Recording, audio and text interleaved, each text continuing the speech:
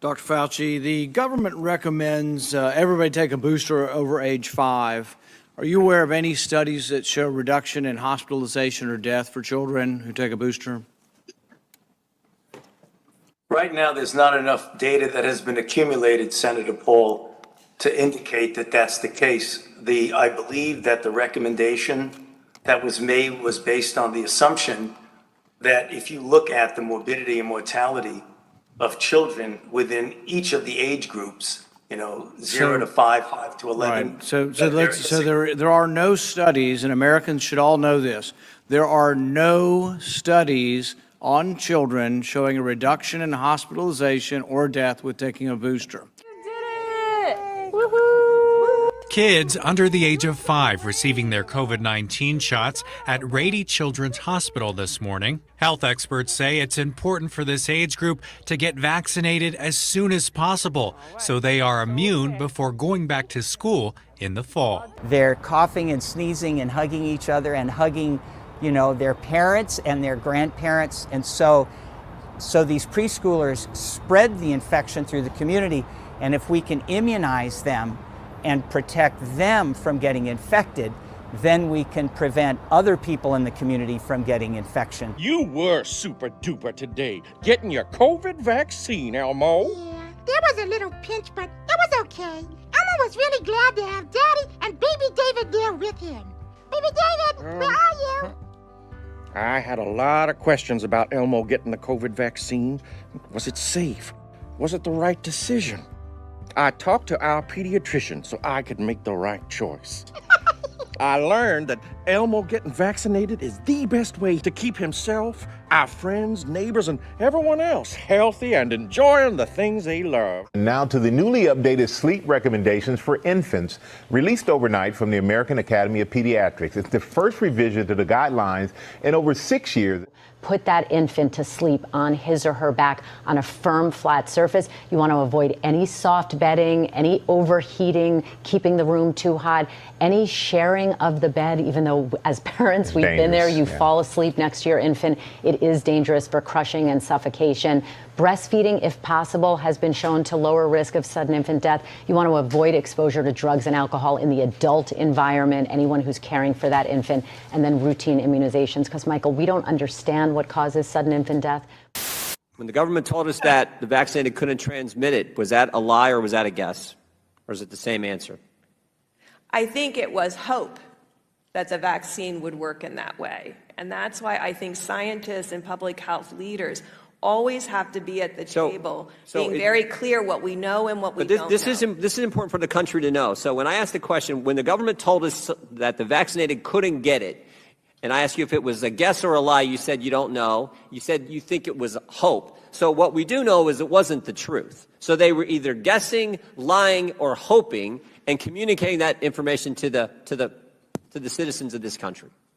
Your company, with your partner BioNTech and Moderna, the other company, have both pioneered the use of messenger RNA, which can easily be reprogrammed every time the spike protein of a coronavirus evolves or changes.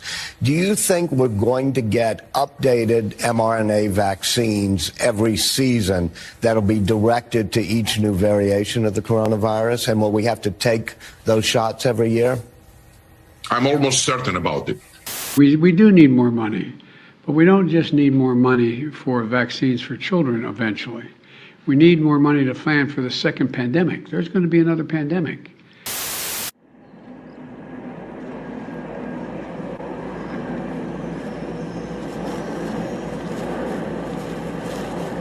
Your Majesty, the Commonwealth of Nations Globe.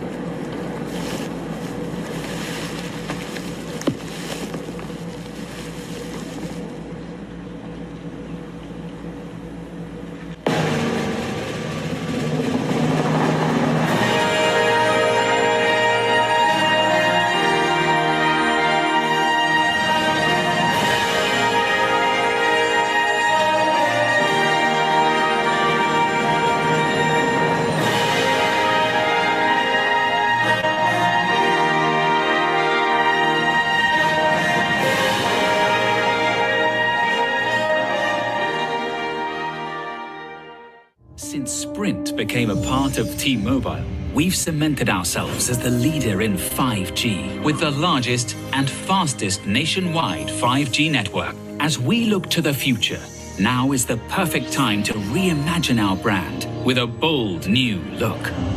Introducing New Magenta. When we set out to reimagine the brand, we wanted to answer the question, how could we capture the very essence of T-Mobile through color? Developed in collaboration with the brightest minds in art and science. We wanted to create an even more magenta. We looked to nature for inspiration, and then we dug even deeper, right to the molecular level of light wave propagation. And there it was. Hewing just the right hue from a organic, raw source of new magenta, you realize it's beyond color. It's an emotion, a feeling. Is the world ready for new magenta? I'm not sure. I'm just not sure. Moving at lightning speed, we've updated everything with New Magenta, unleashing a chroma convergence of wireless and culture. Fresh, daring, not the same color at all. Totally new. New Magenta. The problem that we're trying to solve is really trying to have a more sophisticated diagnosis that can happen automatically inside cells. Imagine a biological computer that operates inside a living cell.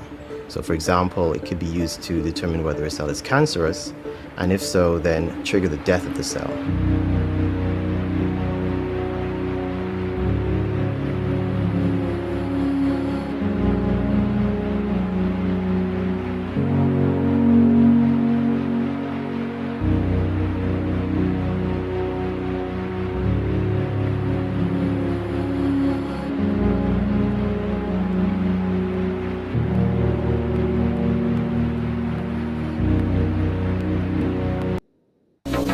Let's check in on how the general public is reacting to the liberal world order. The liberal world order. Net zero, climate change cuts, the green agenda. What we saying? Good thing? Bad thing?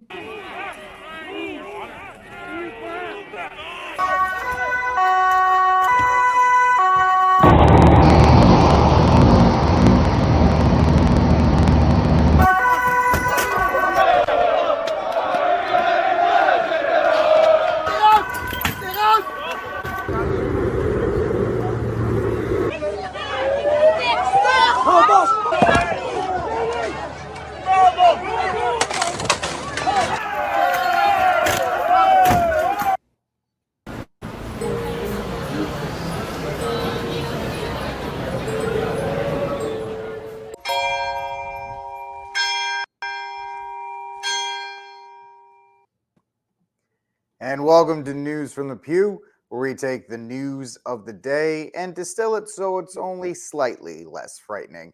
I am your host, Rick Barrett, and I am joined by two men who were able to get out of the 4th of July with all their hands intact. They didn't lose any of their hands on those fireworks. Mr. Steve Cunningham of Census Fidelum and CensusFidelium.tv, and Mr. Fawaz Yazi, who goes by the name Enoch. He's the traditional Catholic rapper. You can find his work on Spotify, and he has a major rap battle coming up in about a week with a Protestant rapper. So keep your eye on that. Follow him on YouTube, follow him on Spotify for all that kind of stuff, so you can be first and watch it next week. So, gentlemen, I appreciate you both for coming up a little early today, because I have to get to a film review of Thor after this, and I am not happy about that. We'll move on to our topics. We have three topics for you today. What? You'll feel gayer afterwards. Oh, yes. Yeah, if I come back on this show next week with a lisp, you can send me to a conversion camp. I'm fine with that. It's okay if that happens. Shock therapy, the whole thing. But we got three topics we're going to be talking about on today's show. We cover a news, a political angle, a cultural angle, and a Catholic angle. And so we're going to get to our first one. But before you get that, how the order of this show is going to work is based on the previous week's Cry Room. And last week, Ryan, who is not here, actually blew everybody out of the water with 66%, followed by Steve at 22%. Fawaz came in third with 11%, and I managed to come in with 0, which is probably the most impressive out of all of them, because everybody can get 1 vote, but it takes a man of real skill to get no votes in any way, shape, or form. So based on that, we're going to go Steve and then Fawaz and then the biggest loser, myself, at the end to try and see if we can bump up those numbers. Those are some rookie numbers on them poll stuff. But the first one, or our political angle, is going to be about Representative Mayra Flores. She is the first Mexican-born person to be in Congress. She's a Republican. And the way she's being attacked is comical at this point, because the New York Times had an article that came out this week labeling her the rise of the far-right Latina. And it's very interesting to watch, because for about 5, 6, 7, 8, 10 years, people on the left have been telling us, hey, man, once the brown people start voting, because they have certain blocks. They have the LGBT MAP block, they have their black block, and then they have the brown block, and then they have the suburban white women block. And they count on all of them to kind of cobble together and get their votes. And I said, you got to wait for that brown vote. Wait until that brown vote starts going on, and it'll be a blue utopia forever. And unfortunately, unless you know, that's a great strategy unless you actually know Hispanics, Mexicans, Cubans, Puerto Ricans. They're not really down for that kind of stuff. I mean, if they think Mayra Flores is a far-right Latina, I don't know what the New York Times is going to do when they meet my wife, because my wife is a beautiful Mexican-American woman. And I'm pretty sure she would make Mayra look pale in comparison. But, gentlemen, the labeling of any minority group as far-right, as extremist, as a threat to democracy, it's just par for the course. What do you think, Steve? Yeah, I mean, that's, well, on top of that, it's just what the, I'm going to say lefties, but that's what they do. If you don't toe their line, if you're a black man, you're an Uncle Tom to them. If you're a Latina, you're a betrayer to them. I mean, she's the first one in that district ever, I think, to go red. There's always a Democratic vote in her district. This is outside San Antonio, if I'm not mistaken, right? Yeah, it's right in that area. It's in South Texas. Yeah, I saw was it John James what's his face, the actor? He came out saying, "Are you scared?" After that piece that you were talking about when they were trashing her. Yeah, I mean, you see what happens with Clarence Thomas. They're throwing him under the bus left and right as well. I mean, the what's her face gets elected, or gets nominated, not nominated, but sworn in for SCOTUS, and they all go first black Supreme Court justice. Oh, wait a minute. Yeah. There's a guy on there right now, but they don't like the way he is, so they're throwing him under the bus. They throw Tim Scott of South Carolina. They called him Uncle Tom right after he got elected because he didn't toe the Democrat line. The guy in the upstate, he's on MSNBC all the time. I forget his name. I remember him running going, I can't believe this guy is even running. And then he wins. I think it's Benjamin. I think his last name is. And he's always on. You listen to him, you got to go hit your head on the corner going, am I still human? It's that thing from Billy Madison. I am now dumb. We were all now dumber for having to listen to you. They don't have Scott on. They don't talk to him, Eddie. I mean, if you don't toe the line, you're immediately excommunicated from the group. It's like the same thing with the Reverend Jesse Jackson and the other ambulance chaser. Sharpton. Yeah, there's a book, E. Michael Jones talks about it. I have it in the other room. And the man who did it was a communist in New York. I'll pull up when Fawaz is talking. I'll get his right name. Harold Cruz. I think it's something about the Negro intelligent mind or something about that. But the gist of it is being enslaved to the Democratic side. And he grew up a communist because of this. And eyes were open, kind of like scales fall off, as St. Paul would say. And he became Catholic, became Catholic, and preached against everything that he was indoctrinated at the beginning. This whole idea of being victimized all the way up to white people's terrible, things like this. Big change in Harlem. and they basically excommunicated him out of the black community is the joke that they use. Because if you don't hold this line for some unknown reason, you have to be in the what's her face off. And I hate to say anything good about the Ben Shapiro's Daily Wire, but what's her face that's on there live? She talks about being Candace Owens. Candace Owens. She's right on that, being in the Plantation enslaved to the Democratic Party, being in there, basically doing their deeds, being there at their bidding, being in there. What's the word that she usually calls it? Plantation, being on the plantation for the Democrats. Yeah, you have to do this or else. You have no other thought. You cannot think for yourself except as the team, the unit. You see now GOP on the other side, they will just they will do it if it hits if it hits their pocketbook. You have to be for war. You have to be for the things that are bringing in the income. You can't be against that. Kind of like Trump, in a sense, ticked off both parties, especially with the war, because there was no war, no new wars with him. There was still bombings going on, but the military-industrial complex got a hit, and that's a big thing. They don't like that when Raytheon and the other guys don't get the money for the bombings and all this. Again, he bombed on drones, but there was no new wars, and war drives up business. It feeds the state, it grows the state, and you don't have that, then your power kind of goes dull. Hence, turn on let's scare everybody with the flu. So yeah, I mean, good on her for doing what she's doing. I saw a photo. She said that I'm not Latinx. I don't know why that's a thing. I'm Latina. And I mean, she's going to get heat. I mean, you saw Pelosi elbow her daughter out of the way. Everyone made a big deal about that. You got to be careful though with the Latina girl. She'll shank her. And she's like, I guess our side of the AOC. She did what she did. She fought locally, hit the road, got the votes, and she's in. Now we need more people, mainly people that think like us, Catholic in the sense, running at all levels of Congress, all levels of statehood, and get into Fed government too, to win the office, to, I guess, win back, but convert the area.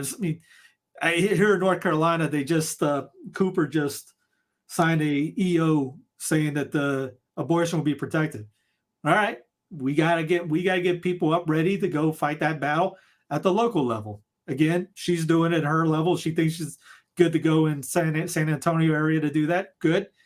Also do that in Texas. I mean, Texas would be great to break away, but we noticed I had so many people text me last week when I said Abbott is part of the WEF. And they were like, hey, is he really? And I would just screen. I pulled it up. Took me a second to do. Go to WEF, Abbott, and there's a photo of him right on their page. Greg Abbott, World Economic Forum. He's part of that problem. You got to get somebody that's not in cahoots with those guys, that won't be, well, it's going to be hard to keep somebody from being corrupted, but has morals and virtue, kind of like a Garcia Moreno, for example. Find that person, study on those person. I'll pray that somebody like that comes in. She's not that, but that's a good start. Indeed. Yeah, Abbott's totally WEF, 100%. But yep, so Fawaz, interesting to watch. They've done this with Asians. And I mean, if you understand that, they've done this with the Asian population. They don't even talk about them when they talk about minorities. It's always like black, brown, and then they're like, well, what about Asians? They make a lot of money. Shut up. No, don't worry about the Asians. The Asians are fine. They're white adjacent. As soon as you don't fit their narrative, you're pretty much useless to them. Yeah, well, I think the reason is, and as Steve was brilliant pointing out, I don't have much to say because I think he said a lot of great things. It's a new religion. I mean, let's call it what it is. It's earthism. It's secularism. It's a new old religion that's just coming back. You know, Catholicism. We have our creed. That's how we judge if somebody is Catholic or not. We hold them up to an objective understanding of dogmas and doctrines, and if they hold up, they're Catholic. If they derive away from that, they're not. You know, Catholicism is universal. Anybody can come in. I don't care what color or race you are. Everybody can come in as long as you accept the dogmas and doctrines that are divinely inspired. And with this new religion, it mimics the Catholic faith in a more perverse way. They have their creed, and if you don't, if you're a Latina supposedly you're some minority, so you're supposed to fit in. But if you don't, if your ideology doesn't fit in with their creed, you're Latinx. You're not. You're Latino, you're not Latinx. You're not part of the group. You're not part of their religion. And we saw this with, like Stephen said, with Clarence Thomas. You had what's the name, the Asian guy from Star Trek, I believe, talking about how he's a clown, he's a clown in blackface. Talk about George Takei. Yeah. Talking about Thomas. He can say that because he feels justified because he's part of the creed. And this is the problem. If you're part of the creed, you get all the privilege, And look at Malcolm X. What Malcolm X said. I'm not the biggest Malcolm X fan, but Malcolm X said the white liberal is the most racist of them all, and he's actually right. There's no difference from back when he was living to today. It's still true. The white liberal is the most racist of them all. We saw Brandon talk about if you don't know if you're for me or Trump, then you ain't black. So it's no longer color or race or gender or sex for them. It's ideology. Do you fit this creed? Do you follow this religious creed of ours? Can you recite it on a daily basis? If you don't, you're not part of us. So this is what we're going through. And now, correct me if I'm wrong, she won in a district that was primarily Hillary. Hillary picked up. Am I wrong about this? In 2016? She's the first representative to represent the Rio Grande Valley in 150 years. So okay, so she's the first Republic, is what you're saying. Yeah. Okay, so it was predominantly Democratic run. Yes. And Biden even took that, and it kept getting, which was going to show you how much of in trouble they are in the midterms. Now, if any funny business might happen during the midterm, they can always turn and say, it was that Roe. Since Roe was overturned, it galvanized our base, and everybody came back out. So that's one way they could justify it. And what's going to happen? No one's going to come after whatever we want to call it. I don't want to call it cheating, but there's a certain way to justify it. Everybody in politics at this point is incestuous. I mean, everybody is part of somebody's relative. It's all this. The swamp is deep. It's hard for you to go against when you've got judges and you've got politicians up in the hierarchy. We're looking out for one another. There's no difference between Stacey Abrams and Brian Kemp, to be honest with you. There's no difference between McConnell and Pelosi. There's no difference between those guys. The swamp is in control, and we're trying to slowly infiltrate. And this is a good start. I think she's going to be a pretty good representative. Now, can we get enough people to go out in droves? Because, can we overwhelm the system to the point where we could pick up some good seats and kind of turn things around? Sure, but it's going to, like Steve says, it's going to take an effort not only to get people out there, but to get people excited about people who are actually virtuous. So it was a good thing, but we got to protect those who are running, who are virtuous, and kind of tell our friends and family in these districts and say, I wish there was somebody. And I think Steve would be great. I know your Steve's already busy, but I wish there was somebody who could take a look at these local elections per state and kind of report on them and say, hey, here's our guy. And here's this guy, here's this person that we can all be excited and go out and vote for. Because majority of people don't want to do their research. So, but they'd rather have somebody else tell them who it is. Actually trying to work on something like that, to have a map of obviously the states, try to get the world involved, English speaking at least, because that's all I have for politic wise is English speaking. That if someone can read that. And when obviously you can't do everyone in the sense of some are monarchs steal some of this. Everyone's got a different one, but they have especially emphasis on the states. That you could click on the states, the continental states pop up. You can click on the state pops up, and they have all the counties involved. And even that, it gets somebody. It's kind of like have a central location. I don't want to say me, but the site have the central location with all the stuff that you need. I want to have something as like politics, education, virtue and politics, things like that. I already got the books in mind. Get into the state. The state has that with the state constitutions and that. You subrime that into the counties, and you get somebody in each county. There has to be at least one Catholic in each county that can run that county site and then be able to do that for your county, city, etc. Exactly what you're talking about, and then be able to find people in that individual areas to run. Here's what we're running for. What can we do? And things like it's activation of because the other guys are doing that. I don't know if they're doing that exact. They are doing something at the local level. They know it.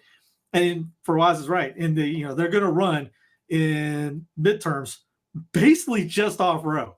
They're going to use everything they get. These people are. You see the Australians are. They had an Australian rally. These people have been inside their homes for the last 2 years, never saying a doggone thing. And yet, this on the other side of the planet, they get uppity, upset that you can't kill babies in states on a side of the globe that you don't even live in, much less a state you don't even live in. To be fair, that was the only way they could get out of the gulag.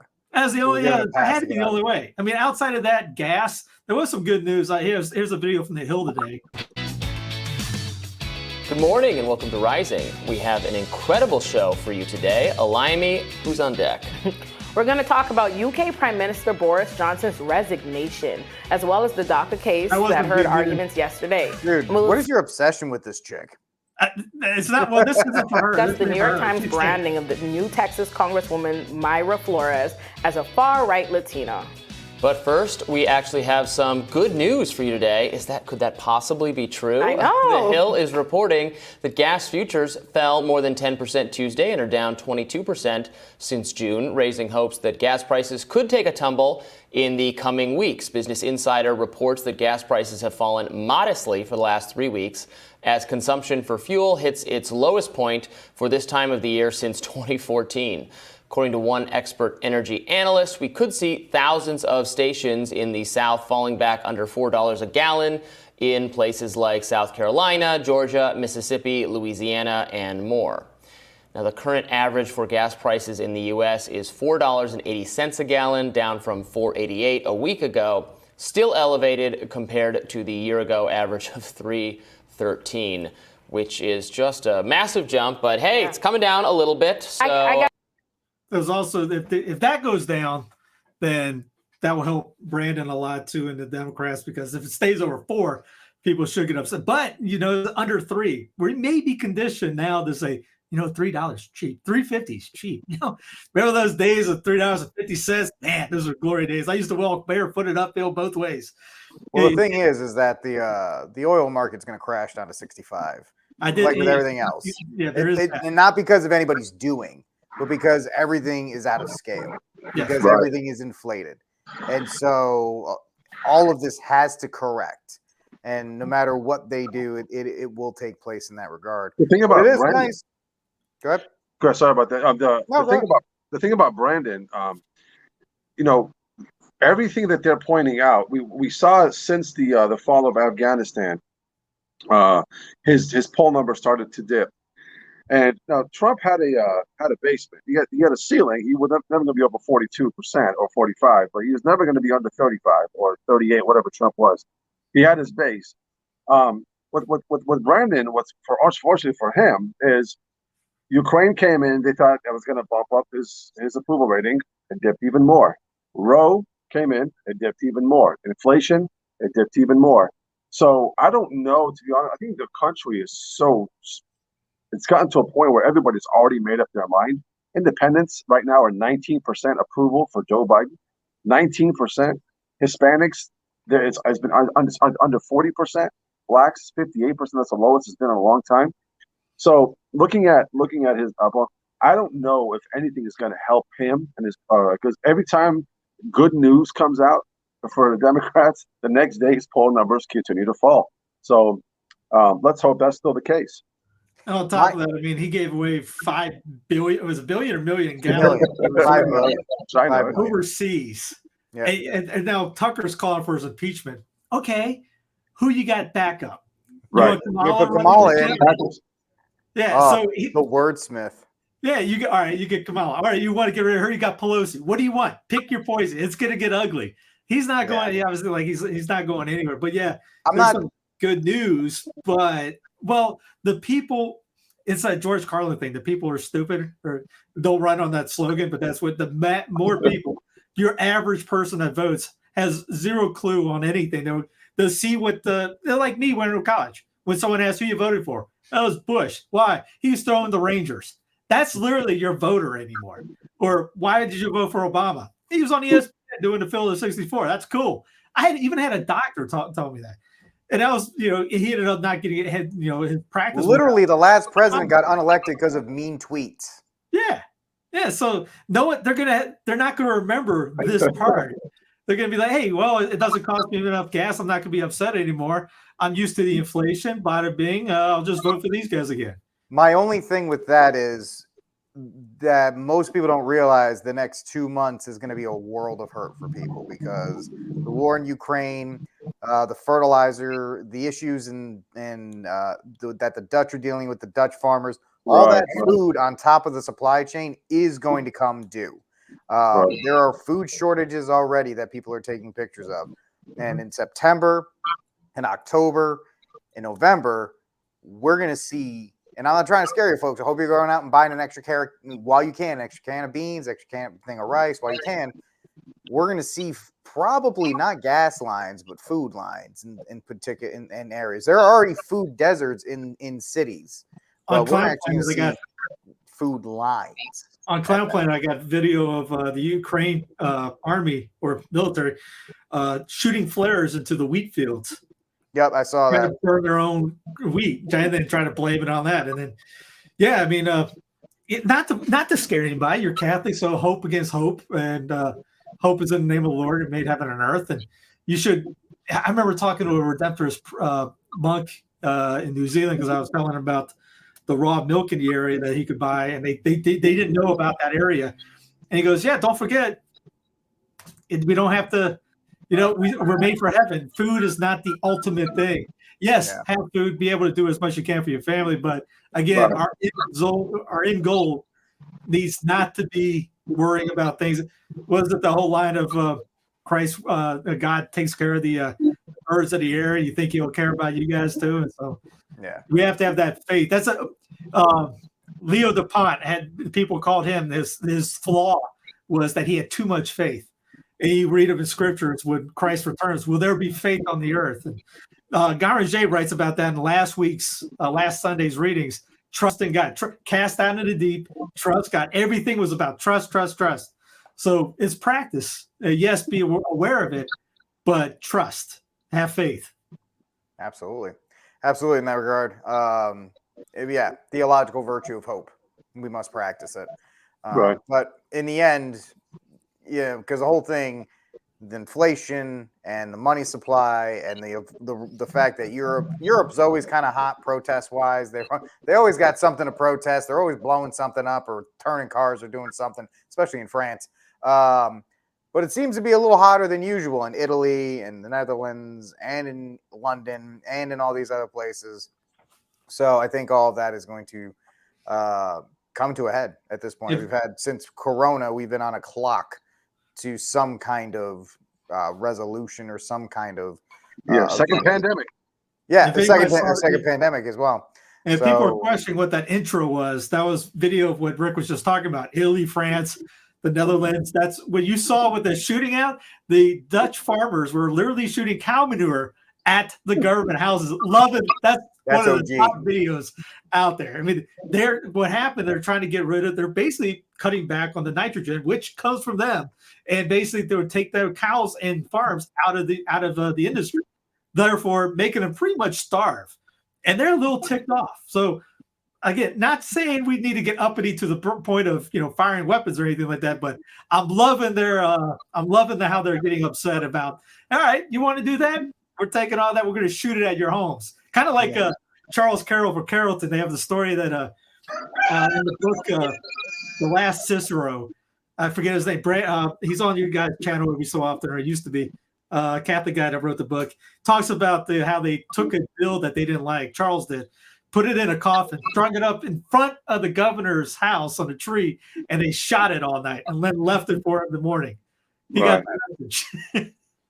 That's awesome. Well, that's the way. That's diplomatic. That's just the opening of negotiations. That's all politics is in that regard. So what's happened in Sri Lanka too is horrible. They're shooting live rounds at their own citizens. The government is. I mean, this is horrible.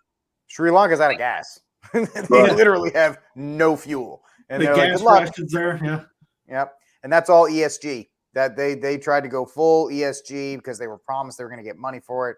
And then those companies were like, oops, sorry, good luck. And that's kind of what happens when you dance with the devil.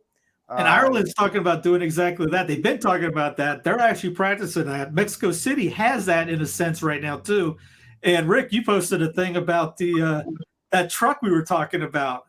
How good did it do? The electric truck? Yeah. The F-150 Lightning? That was fantastic. So Fast Lane Truck, which is a YouTube channel, had a GMC Denali, old school V8 pickup truck, and they had the F-150 Lightning, which was supposed to be able to tow the exact same. Essentially, it was a small trailer, a small travel trailer. Not too heavy. Any truck can handle it. Even my Ridgeline can handle it. It's not a big deal. And so the guy gets in his F-150 Lightning, and it says calculating 260 miles. And they said, all right, we can get to this place. And they started driving. And about 50 miles in, the computer was like, nope, not 260, 160. It's like, all right, well, we can make it to this place. And then they started going up a hill, and he's like, nope, you need to turn around. Like the computer straight up went, you need to turn around and get back. And so they barely made it back to this target. And they had to like push it into the target. Meanwhile, the Denali's like smoking a cigarette on the other side. Like, are we going to do this or what? Right. We're going to get started. But that's the thing. There's not enough batteries for EV cars for a full fleet. It's impossible. You could mine all of Afghanistan and all of China with all the slave labor in the Philippines, and you still wouldn't even be able to meet the demand. Secondly, you have less people, right? Exactly. You're going to kill most of them off. And secondly, they can't, like a plumber is not going to show up to your house with all the gear in his truck. And he's going to be like, hey man, I'm here to fix your sink. By the way, can I plug in my truck while I'm doing it? You're like, no, you already charged me $40 an hour to fix my sink. Now you're going to take my electricity. So it's the problem is everybody's blowing things up, Steve and Fwaz. Everybody's, oh, this is bad. That's bad. Guys, they're going to try and push all this stuff. If you just read the signs and understand, yes, the WEF is trying to do their stuff. They're going to try and do their stuff. What is the sin of the WEF and the guys who are pushing the electric stuff it's all pride. It's the sin of pride that they're going to be able to do this stuff. And will it be uncomfortable for us? Yes, it will be. But nothing is permanent. None of this stuff is permanent. It all collapses under its own weight. That's why I tell people to get involved so they can really push back. You get involved, you get it. Say we get one of us in the governor, whatever state. You push back, all right, come at me. You might become like a Garcia Moreno. They might kill you afterwards. Probably will. But you don't want me as the governor of Texas. There was a book called, I just did an interview with it on Overcoming Worldly Problems by Albert Goudier. And he mentions that we aren't supposed to lock ourselves up in a castle and put a moat in and draw the drawbridge. We got to get out there and fight. That's the Jesuit priests back in the 1800s talking about that. It's not that Benedict optional running. We got to convert the area, convert your neighborhoods, convert your cities, convert your states. If you do that, you can be successful in this. Yeah. We sit back and do nothing. Yeah, you'll lose. I mean, look at the Dutch. Not a very European countries in general usually go along to get along. And if they're that upset, then people have overplayed their hands. Hey, where's the land of the free? Where's the people that, hey, we just celebrate independence? These guys make you look bad. There was the farmers march or whatever in the Dutch. They said they were inspired by the Canadians, not the people from the U.S., because that one was pathetic. That drove by my area. I didn't know the traffic or just that was the convoy. And they made the Canadian one look like a kindergarten's reunion. They shut everything down. Right. Hey, I'm contributing to the cause too. I just got me a 2002 Chevy Suburban 1500. Yes. Run that sucker. Oh, yeah, absolutely. I got to contribute to the cause. Yep, that's it. Hey, man, you're not going to get stuck at a Target, man. You're not going to have to charge that sucker up. No. You're going to be able to just gas and go. But that's fantastic. So that's our news section from here on News from the Pew, talking about a bunch of different things here with Steve and Fwaz. Let's move to a cultural topic. This one hit me real hard, and I'll be the first to admit it.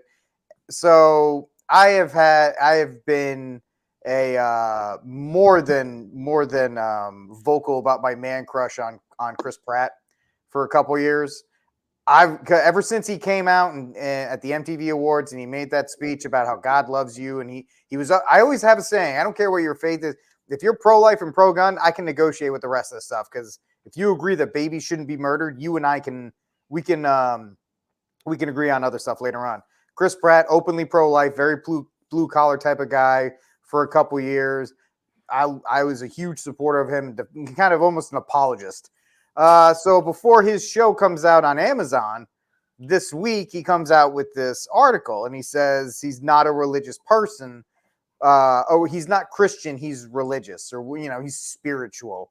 And essentially what he says here is, I didn't know that I would become the face of religion when I'm really not a religious person. I think there's a distinction between being religious, adhering to the customs created by man, oftentimes appropriating the all-reserved, who I believe is a very real God, and here's the thing, and using it to control people, to take money from people, to abuse children, to steal land, and to justify hatred. Last time I checked, Chris, you work in Hollywood. So this whole thing about all of that, but he came out and now he's trashing Christianity and I'm just spiritual. Yeah, I just can't do that, man.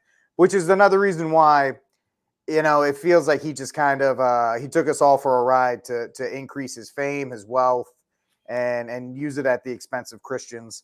Which is why you shouldn't really get involved in that kind of stuff anyway, which I learned my lesson. I'm more than happy to throw myself and say, yeah, I fell for it. I got fooled, and I'm done with it. Fool me once, shame on me. Fool me twice, Steve. Shame on George Bush. Well, I mean, he may believe in God made in his own image and likeness. I mean, that's most Protestant religion is anymore, is not the God that made us in his image and likeness, but we create the God made in our image and likeness. And there's many Catholics now doing that. Hey, because he got divorced, God's okay. We're good. Him and me, we have a good relationship. We're good. There's none of that. We're just, God put her in my life, something like that. Wherever they want to square that circle of gymnastics was. So yeah, he divorced his wife and left his kid and found another one, and now he's making movies where he's dropping F-bombs all over the place. And here's the thing. The worst thing is, I'm sorry to interrupt you, Steve, only because I'm ADD and I'll forget this point. He was better off with his first wife, A, because I was his first wife, and B, he married a lukewarm Catholic. He married into the Kennedys, which right there, he might as well have just been like, yep, I'm done. Yeah. No, I mean, and then you hear this all the time with that whole, that the abused children take money from people, steal land. Us Protestants right there. I mean, who controlled the people? I mean, the Calvinists, Lutherans. I mean, there's the reason why. I remember there was I got a booklet or a book about why is there excommunication automatic if somebody goes behind a cloister or go behind the grate in a cloister, is because the Lutherans used to pretend to be priests during that time. Not Luther himself, but Lutherans went in and raped the nuns. So they put the gate up, they go the grill up, and made excommunication automatic if you get behind that thing without permission. So that wasn't us. The abuse, the children abuse. Okay, you got that thing. Everyone and their brothers doing that right now. We had those from evil gay men back in those days, which is, we've ad nauseum people talk about that. The still land. You think of Father DeSmith. He went out and converted the Indians by himself. They would, if you read his book, which should be a movie one day, is they came, the Mohawks would come out, the Mohawks and her, and they put him up on his shoulders, gave him a peace pipe, sat in the thing, loved him. They thought he was the greatest thing in the world. He performed miracles for them, found their lost kids, things like that. He traveled from St. Louis all the way up to Montana and back multiple times, sleeping in the snow. And it was the U.S. government under U.S. Grant who stopped the Catholic priests from coming out. You see them. They're not allowed to go to the Indians anymore. They forced the Protestant ministers into them, which ended up, they wanted to take their land. They brought them all this stuff that could kill them. They talked about the whiskey, give them the whiskey so they could tear them apart, things of that nature. And the Indians didn't want any of that. They sent a document or a letter to DC, and there's a photo with with 9 of them with Father DeSmit at the Capitol and trying to get them to change their law on this. They wrote the Pope, and they partied for a week after the Pope wrote him back. It was Pius IX, I think it was. And they partied for a week just because before they even read the letter, because they were so excited that the Pope wrote him back. So it's just that whole, the idea that, winners write history. So who's been the winners in U.S. history? It's been the not the good guys. It's been the heretics, it's been things like that. So yeah, for Pratt to say that, it shows the ignorance on everything. He doesn't have a clue what he's talking about, but that's what he gets taught. So all the Christians are bad because that justify hatred. If you read the lives of the saints, you'll never see that. But he doesn't know that. So it takes us, kind of like today, St. Cyril and Methodius Day, to go out and to preach them and teach them, or us to bring that out, or do whatever you can to bring out the education, the faith to others to see that light. That's one way, here's a solution for what's the problem. We brought up before on St. Basil Day, Garanger writes that the salt loses its flavor, that you don't need a tyrant to come over to kill society. It'll just go away itself.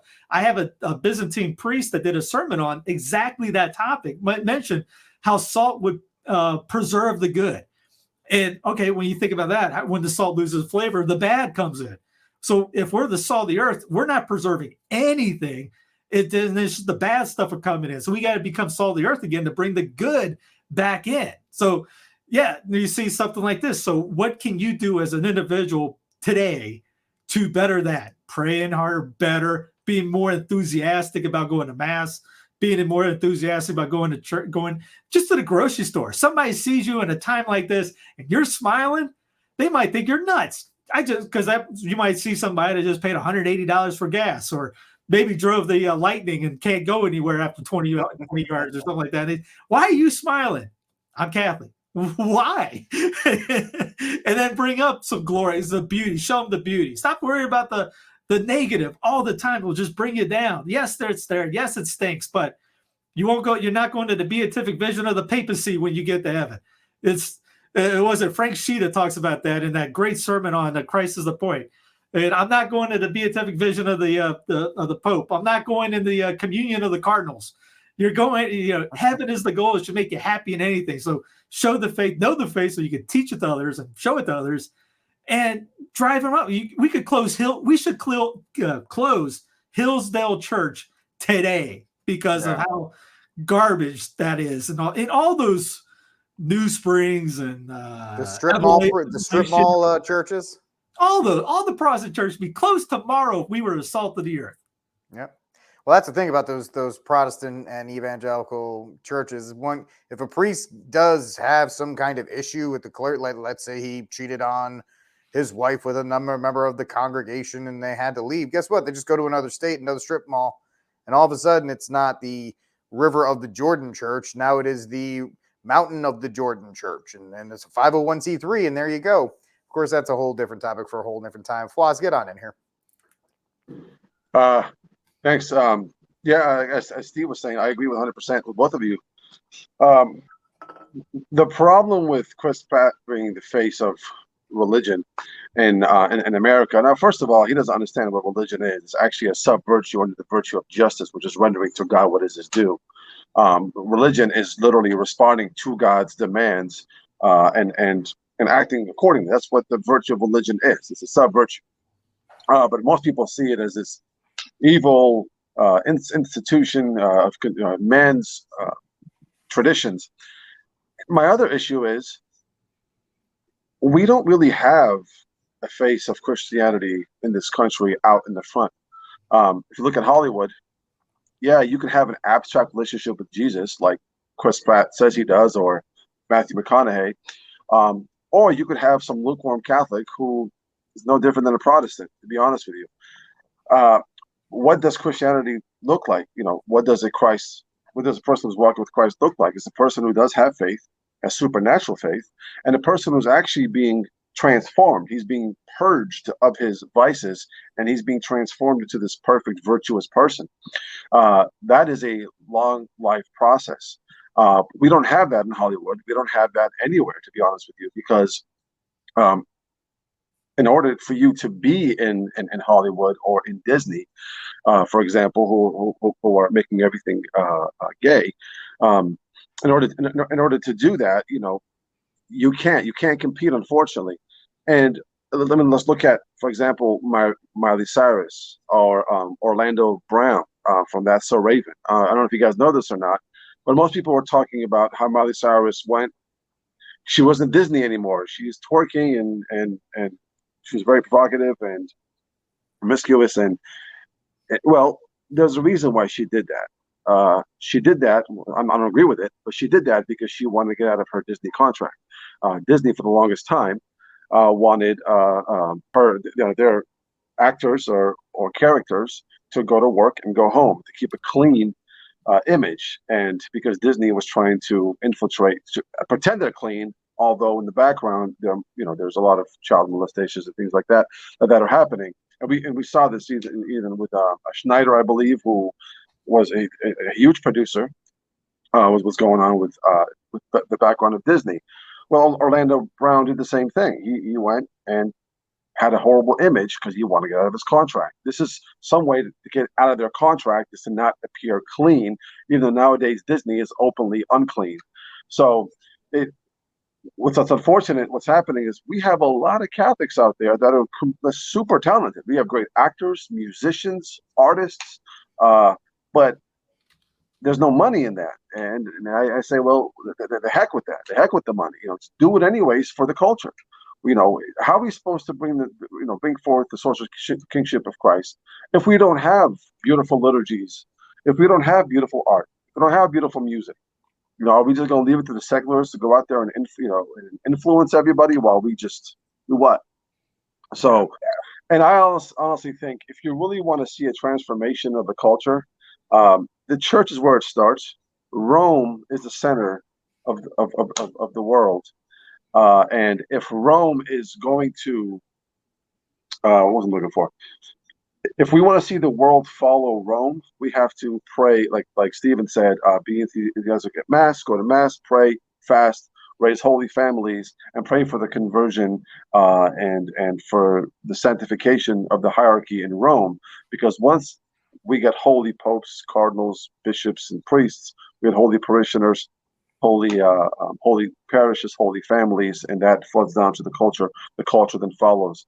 So we really want to be focused mostly on helping converting souls to the true faith, not some abstract understanding of I believe in Jesus, yet I'm still going to sin. But because I believe in Jesus in my emotional state and my lower faculties, therefore I'm already saved. That's a bunch of baloney. I mean, who do you think Satan feared more, St. John Vianney or Martin Luther? Give me a break. Yeah. Also, movies. I mean, think about the comparison between Pratt and Caviezel. Yeah. Caviezel won't do any movies where he's going to be cussing or things like that, or even provocative, holding on to with a naked girl in there or something. Where there was an argument with him in I can't remember what movie, and the actor said, "I'm going to have a swimsuit on," and he still wouldn't do it. Pratt, on the other hand, I mean, the series that came out on Amazon, he's F-bombs left and right. It's not what you would say Caviezel would do. I'd be shocked to see a Caviezel in that movie or that series. Kevin James too, I would say. He's starting to get there. Kevin James as well. James, yes. Kevin James is probably the only one. That's a good point, Steve. Yeah.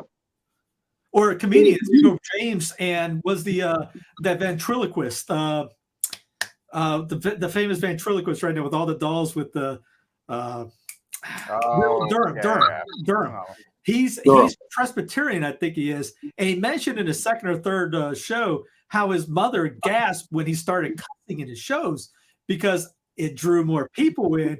But he basically sold his soul out to people. And he goes, "How can you do that if you pretend to be a follower?" And he goes, "Nope, I'll just turn it off." I mean, and it gets more raunchy as you get going. Yeah, that's where the money is, because the society is so sick. And I'll be the first to tell you, if you ever meet me, I do have the Rhode Island technique of cussing like a sailor. It's one of my faults. I'm working on it. I apologize for it. But I at least know that I need to work on it. The culture is so rotten that the base level of acceptable entertainment is nudity, cussing, provocative situations. That's the thing to draw people in. Right. It used to be that stuff was like, oh, well, that's rated R. That's, that's only for supposedly mature audiences, but that's not acceptable to the general audience. Now the joke is you're allowed one F-bomb in a PG-13 movie, a PG-13 movie. So it's really because the culture has come down. And so Fawaz and Steve, 100% correct that, we're going to have to do, as Catholics, we have to accept the burden and joyful burden of lifting the culture up. Fawaz is doing it in the hip hop genre, where there are people like Christopher Lawrence who are trying to do it in film and in writings. You got Baratus Catholic, who's out there trying to reaffirm. If you don't know who he is, look him up on Etsy. The guy is super talented. And his drawings are beautiful and amazing. And I actually had to direct a woman on Twitter one time. She's like, oh, Catholic art is, we haven't advanced Catholic art since the mid ages, blah, blah, blah. I was like, hey, go talk to Baratus Catholic. Go look at his stuff on the Annunciation. Every time there's a holiday, a holy day of obligation, he has beautiful art to celebrate it. So they're out there. And that's why people are making fun of me about the hat and the rosaries and stuff like that. I don't mind promoting that stuff because people got to know. People got to know that these people exist. These people are out there. I know Fawaz, I saw you promoting some people on your Instagram page, and people in our position.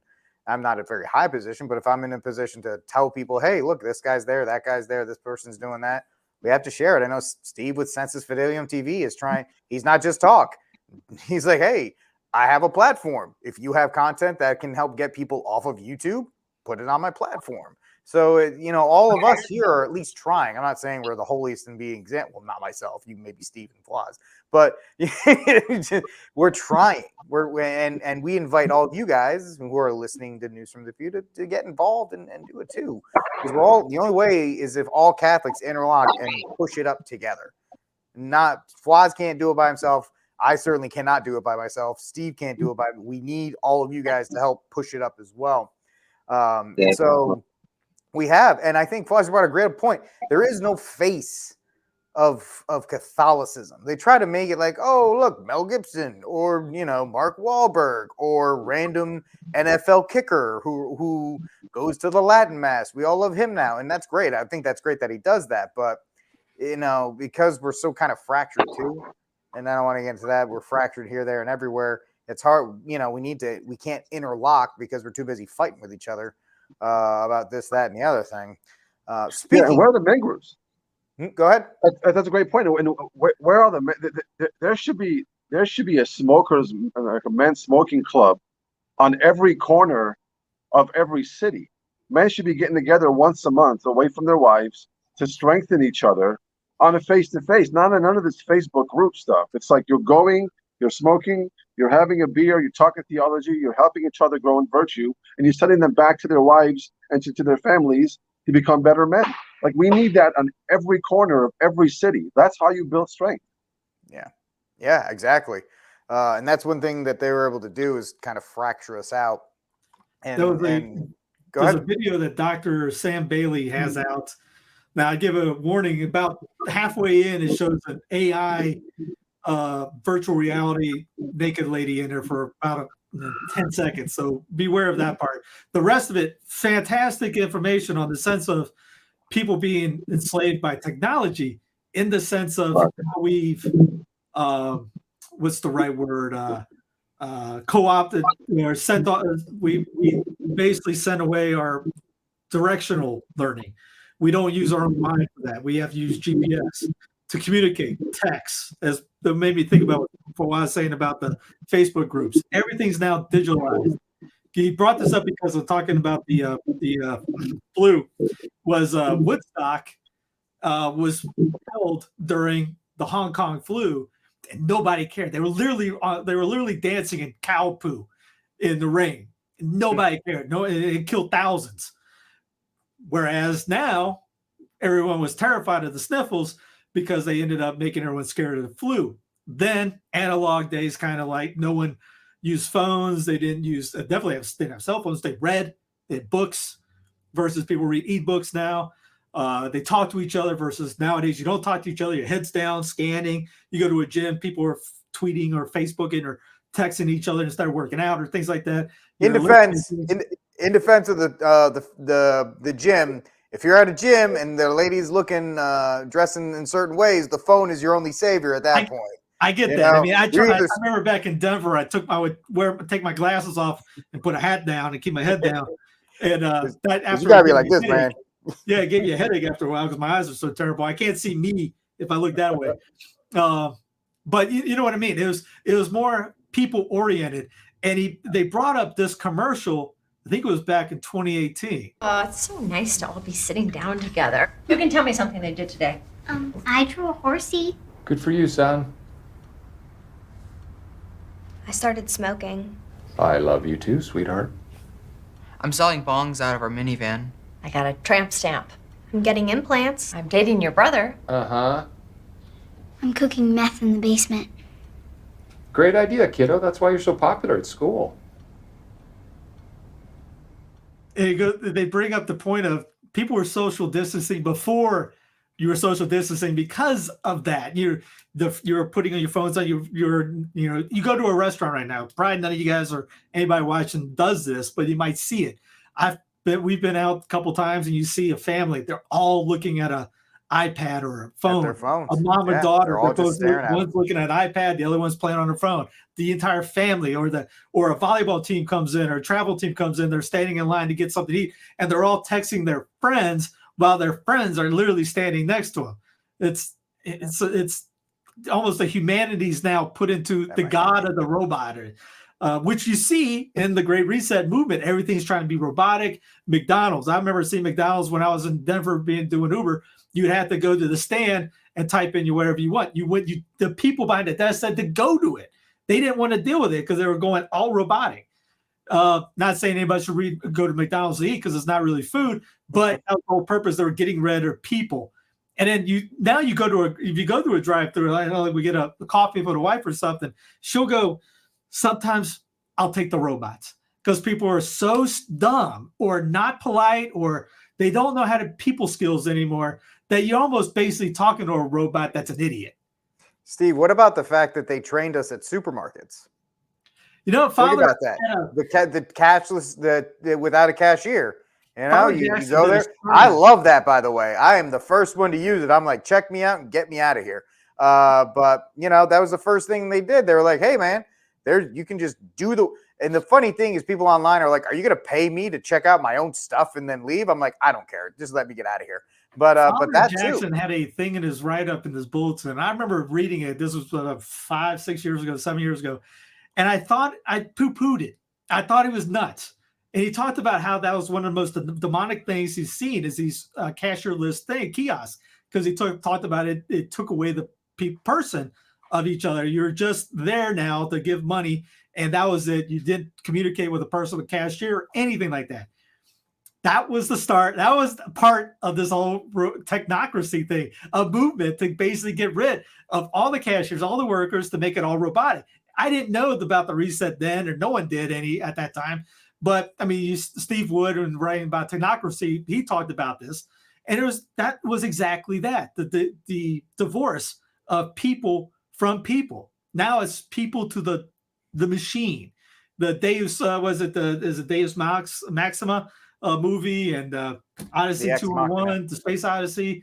All those movies are literally what you see happening right now. You got Google, you got a guy down there saying that there's a symbiotic intelligence coming from one of the computers now, that they know it's alive or senses alive. That's everything that you saw then. As dumb as and insignificant. Oh, that's just quick thing, scan through. Now you can pay through apps. We were driving the other day, and Lowe's, one of the truck depots has an app. You can pay the gas through the app. What do you think with the digital ID coming and digital currency? Now you can pay through the app, or you might not be able to pay through the app. When you get rid of the cash, you can't use your credit card, you go through the app. Oh, you don't have the social credit score to be able to buy here. Whoops, sorry, move on. Sri Lanka, for example, you see, or Ireland. Ireland's proposal was, depending on the number of your vehicle, you were going to go Monday, Wednesday, and Friday to drive, Tuesday, Thursday, Saturday for others. And then maybe you didn't get to fill up on those days because you weren't, it was a tier system, is a tier system they're proposing. And if you're not essential, you're on tier 4. So what if you're on automatic tier 4? You can't hide that. You're in the list, you're in the program, you're in the digital thing, and get a red light. You saw that in the Chinese videos. They're trying to get on a bus or a train, and the guy literally in real time gets a red light, can't go. Or the banks that they close their accounts, red light, they got to go home. That's still coming. I know some people say it's a LARP or poo-pooing on it. There's just because we make videos saying that's happened, that's a LARP or anything like that, doesn't make it non-reality and not happening. This is still happening. Even though the whole lightning thing is a laughing stock right now, they're not going to give up on it. Their plan is 2025 to get rid of ICE cars. I have the documentation. We talked about that. 2030, they want to get rid of airports. You see Heathwood right now.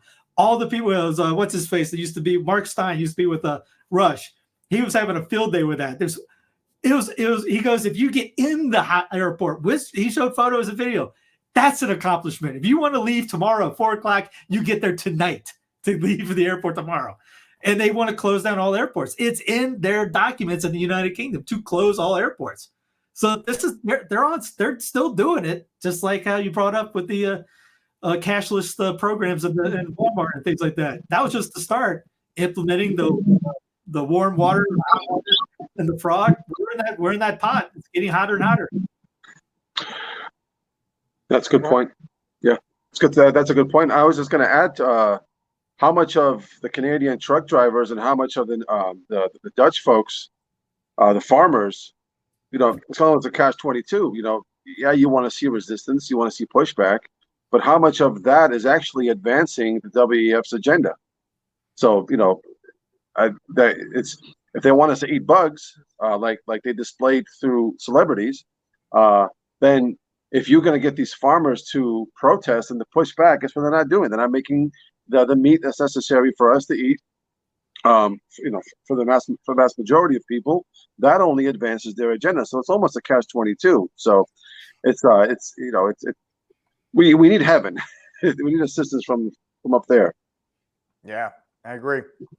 But at the same time, yeah, it's a catch-22. But you wouldn't expect, at least some people aren't going to sit around and wait with it's got to get done. Yeah, I agree. It's got to get done. Something has to get done. But at the same time, they're like, yep, thank you. And we all thought it was a great joke 2 years ago when the Amazon fridge wouldn't let you get food because there was the meme where it was the Amazon fridge. It's like, hey, due to that meme you posted last night, you're not getting access to your refrigerator this morning until it actually happened. So until we were like, I actually can't get food out of my refrigerator. Right. That's just it. I hate this phrase, but it is what it is at this point. They're gonna do what they got to do. Our job is how are we gonna respond? Are we gonna pray harder? Are we gonna do the things we need to do to make sure that when we get to the 4 final things we're accepted in? As men, do we protect and provide for our families until that point? Do we not let the fear overcome us? Because that's a big thing too. We can't fear as Catholics because what are we going to let that fear break down our trust in God and our Lord and Savior Jesus Christ? There's a lot of things that we have to take into account that is beyond just the modern world, and that's all Catholics, and that's one thing we have to definitely take into account there. Let's move on to our final topic here on News from the Pew, which is our Catholic topic. And this came out on July 6th. Exclusive. This is from Reuters.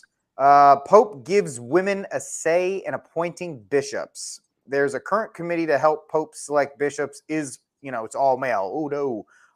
This new rule will allow even lay Catholics to head most Vatican offices. The Pope has already appointed some women to high-level positions. I want to go to Fawaz first because you had a great point when we were talking about this in our Signal group about Pope Francis and the making things in his image and likeness. If you wanted to, and this committee is a great example of that. Sure. First of all, I'm not really a fan of laity doing too much stuff. To be honest, I think that whole who was it? That saint that everyone likes who started the not Opus Dei. Was it not Opus Dei? It was There Will Be Dragons. I think that was the movie about him. Everyone likes him. You know, his whole point was bringing the church back from the ground up. You know, the laity will say the church. I'm not really a fan of that, to be honest with you. You know, we have shepherds for a reason. We have the hierarchy for a reason to lead. And this whole idea of laity putting, like, for example, I'm not a fan of laity being extraordinary ministers of the Holy Communion. I'm a fan of laity being in the upper the sanctuary. You know, we have separation for a reason. You know, we have priests and nuns for that for specific reasons. So that's number one. Number two, you know, whether it be male or female, I don't really care. I'm just not a fan of laity doing all that stuff. Number two, first of all, middle-aged women have been running parishes and youth ministries for since the early 70s. Nothing has changed, you know, and we've seen the state of these parishes. It's filled with older folks, and there's more funerals than baptisms.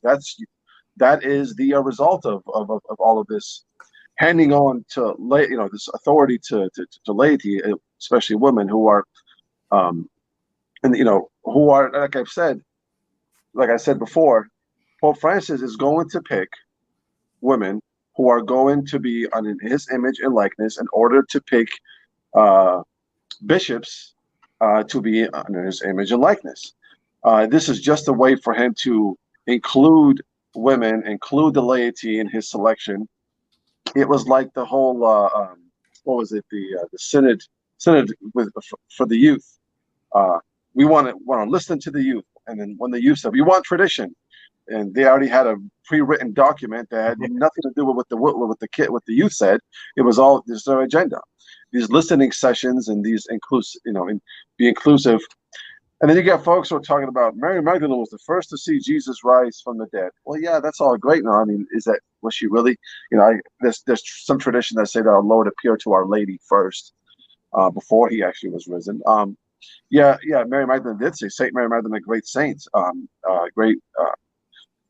Talk about somebody who completely changed her life to follow because she was in love with Jesus,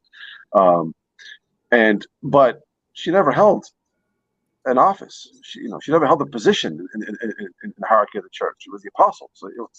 So to bring her as an example of someone, it's like, yeah, sure, it brings an example of someone who was redeemed and who loved Christ, who was the first one to see Christ, rise from the dead, but she didn't hold an office in the hierarchy of the early church at all. So what's your point? It's ridiculous. Nothing's going to change. All it is say bishops are going to become bishops. Now we just have somebody else saying it first to tickle the Holy Father's ear. And because if that's the case, are you going to pick women who want more traditional priests to become bishops? Would you listen then? Is that the case? Nope. It's the same thing is going to happen. We gotta pray for the hierarchy. We gotta pray hard. We gotta fast hard because every week we get a bombshell document that's worse than the other one. Yeah. Great points. Great points there, Fawaz. Steve, obviously, I'm shocked, but I'm not shocked. Yeah, it's like for us, so you're not shocked anymore. There's always something new. It's almost like, what can we? I mean, that was part of the one of the Garnier readings was brought up was on St. Peter and Paul. Pray that the angel will wake up Peter, and he wasn't talking about Pius IX because he wasn't doing anything bad, but he was talking about just anytime they have bad problems or Peter seems to be sleeping, pray for the angel to come and take his shackles off and wake him from sleeping. So, what can we do about the papacy? We really can't do much about it at all. We just, have to pray and fast and do penance for it because we get the leaders we deserve. I know people don't like talking about ownership, but it's because of us that we have the bad things going on. The salt of the earth lost its flavor. Obviously, everyone's looking at me probably going, he's not answering any of that. I don't know. I didn't read the thing about it. Again, like anything else, I see the church news and I usually skip over it. I tell the wife, hey, by the way, I saw the Pope is letting women do this. I thought about this immediately because here's a live idea of a council meeting. What do you want? What do you want? It's not that simple. What do you want? I mean, they won't. I mean, now these council meetings, they won't even know what to get for dinner. No, take them 15, 20 minutes just to figure that out. So maybe they won't be able to pick anybody because they won't have to figure out what they eat for dinner. Yeah, So, be stalemate all the time. No one's going to have anything. Bro. They'll get lost on the way to the meetings too because I told you to take a right. Yeah, there you go. I mean, yeah, I mean, don't let it destroy your faith or your joy. Pray harder, pray more, pray better, and go back to everything else. Be more enthusiastic. Start with you, and then you will help build the church up afterwards. Yeah, I would have to say I'm not a fan of laity in that position because then I think of people like me who really don't have a clue of what's going on. Like I just go to be told how to get to the beatific vision. I don't want somebody to be like, "Hey, guy in the back, what should we do?" I don't know. That's why I'm here. I mean, I read my Bible this morning, but I don't know what you want. I did my rosary. I got the brown scapular. What do you after that? Like, it's your job, not mine. I got enough stuff I mess up every day. I ain't doing this. No, thank you. So that's our Catholic news. We're going to end on something to make you smile. I think this is a story that'll make you feel better towards the end. And this came out yesterday. And out in the great state of Georgia, they have these stones, and they call them the Guidestones. And they've got a lot of heebie-jeebie New World nonsense on them. Well, come to see it, they got blown up yesterday. And couldn't have happened to a nicer group of stones there. And it was very nice because first of all, somebody didn't know how to do it. They only blew up one of the 4 columns the first time. They got it on video. It's crazy. They've never had video cameras at the Guidestones until like a month ago, just in time to catch this Guidestone getting blown up. And then they showed like one car driving away. They're like, that's the guy. It's like, okay, I'm glad you finally got cameras now after so many years. You gotta get an Arab to do one of those, man. You gotta get an Arab. You can't. We know how to blow stuff up. That's right. Yeah.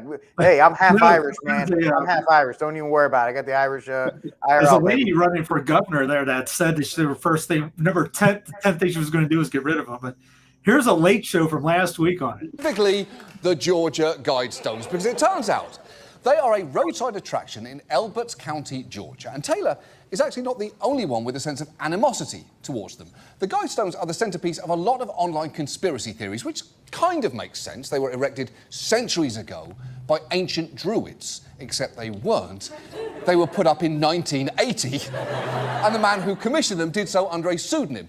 There are also a functioning astronomical calendar, and some think they have paranormal properties, like this guy. And you take pictures of it, you get a blue orb. When you put your head down in there like this and look through it, a ball of energy comes through that sucker, man. I try to get up here 3 to 5 times a week. You know what? I, for one... This is the moment the Georgia Guidestones in Albert County blew up. This is surveillance video sent by the GBI from just after 4 o'clock this morning. Video also shows what appears to be a silver or gray car speeding away from the scene. Right now, local, state, and federal agencies are working to determine who's behind that explosion. The attraction was unveiled in 1980 and has drawn many people over the years. The man whose company maintains the site says vandalism has happened before, but never like this.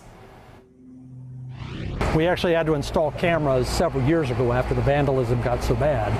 But, you know, it does break my heart. You know, if you don't like the message that was written on them, you know, that's understandable. That's your prerogative. But, you know, there's no reason to take it away from other people that might.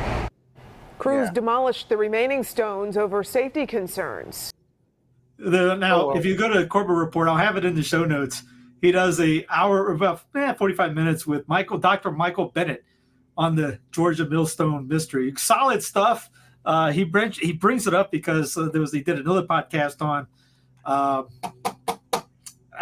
was it Technocracy, that digital something, and this, and one of his followers pointed it out, saying, "Hey man, there's a connection with RC Christian and the Guidestones." And Corbett hasn't even talked about that today yet. That was just a couple years ago. He reposted it today from 2019, saying, "Hey, you guys want to check this out? Here's more on the Guidestones." But anyway, and he goes into all the commandments that are in it. Yeah, the guy who was taking care of it, he's like, "I'm so disappointed," as he gets into his Ferrari. I don't know where this insurance money came from, but hey, what are you going to do about it? It's one thing or the other. A terrible, terrible thing that happened. But the Guidestones were just such a weird thing. Like the first 10 that were on there and all this other kind of nonsense. It's just heebie-jeebie nonsense. And I'm glad to see it go. That's fine by me. So now we are going to, so that's a little thing to make you smile. Now let's move on to our Saint of the Week and our Cry Room. Once again, I'm going to try and go for 0. So I don't want anybody to vote for my pick, no matter how good you think it is. I want you to not vote for it. I want to see how long I can keep the streak going. Steve, Cry Room and Saint of the Week. I'll go with Cry Room. Whoever thinks this is a good Residents idea. in southern Tasmania are demanding to know why cloud seeding was conducted over the Derwent River catchment the day before the worst floods in 40 years. Cloud seeding is a technique used to increase rain. Hydro Tasmania has confirmed it flew a cloud seeding flight despite the weather warnings. Farmers believe the technique could have made the flooding worse. The Premier says a formal inquiry will be held into the effect and handling of the floods if it's necessary. This has been going on for a while down there. Cloud seeding. You also got the they call it the geoengineering of the clouds, which it's the chemtrails. They've actually said those words in DC, and I was like, no, poo poo. That was regular news in Australia. There's floods because they seeded the clouds to bring more water. Playing God, and look what they're doing. My saint of the day, I'll go with whoever blew up the Georgia Stonehenges. Well done. All right. Fwaz, Saint of the Week and Cry Room. Cry Room, I'm going to go with Pocahontas because of her evil push to get rid of pregnancy centers.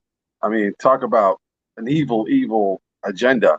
The fact that if we can have our abortion and you guys can't help women, type of deal. So I got to put her in the Cry Room, or if somebody's going to take her, I was going to say the Dutch government. But I'll stick with it. We got plenty of Cry Rooms this week. My saint, well, I got to redeem this brother. Last week he was in the Cry Room, Kennedy Hall. I'm gonna make him Saint of the Week this week, only because his family just brought forth a new. He's evangelizing through childbearing. His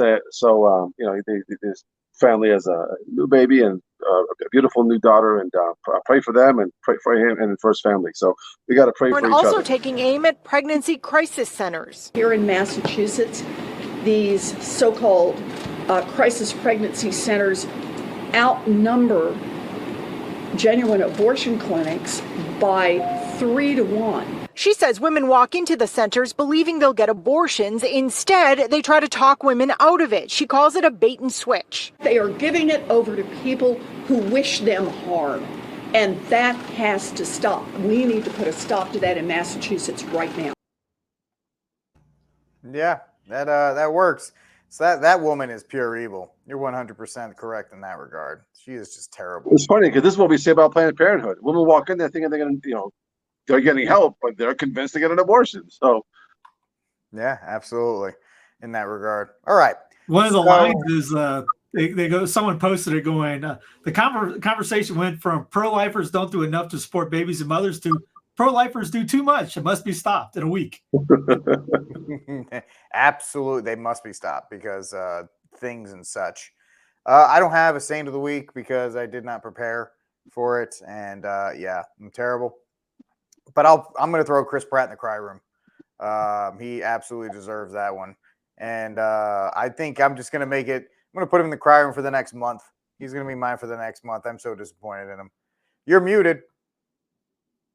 Why don't you nominate yourself as Saint of the Week for going to watch Thor so we don't have to? No, I will never be. I'm not trying to be humble, bro, but I will never be a saint. Right now, I'm hoping for purgatory. But anyway, that's it for us from News from the Pew. For Fwaz, for Steve, and myself, thank you for hanging out with us. Like, subscribe, and share. And now, always and forever, Viva Cristo Rey. Shows the moment the Georgia Guidestones in Albert County blew up. This is surveillance video sent by the GBI from just after